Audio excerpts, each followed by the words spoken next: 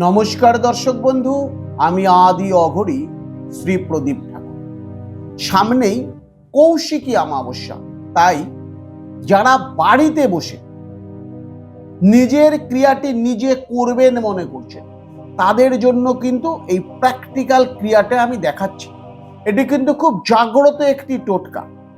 যাদের শ্বশুর বাড়িতে মানছে না, শাশুড়ি ননদ সবাই মিলে দীর্ঘদিন ধরে আপনার সঙ্গে অত্যাচার করছে, এই শাশুড়িকে আপনি বশীভূত করতে চাইছেন, বহু জায়গায় গেছেন, বহু কিছু করেছেন, কিছুতেই শাশুড়িকে বশীভূত করতে পারছেন না।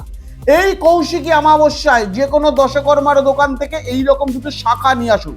বলুন, মায়ের পড়ানো শাখা, দশকর্মার দোকান থেকে এইরকম দুটি শাখা নিয়ে আসুন।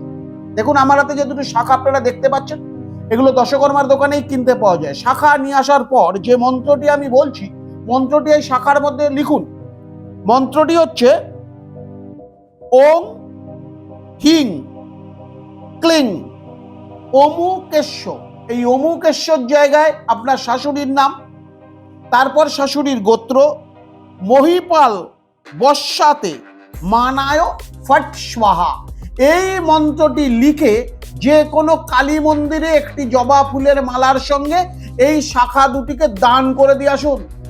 এই অমাবস্যার দিন, কৌশিকী অমাবস্যার দিন, এই শাখা দুটিতে মন্ত্র লেখার পর এই শাখা দুটি একটি জবা ফুলের মালা দিয়ে যে কোনো কালী মন্দিরে দান করে দিন এবং হাত জোর করে নিজের মনোবাসনা মাকে জানিয়ে আসুন।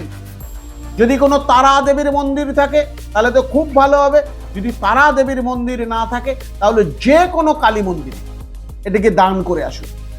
দেখুন আপনার শ্বশুর বাড়িতে আপনার শাশুড়ি আপনাকে নিজের মেয়ের মতন দেখবে। দর্শক বন্ধু, খুব জাগ্রত একটি টোটকা।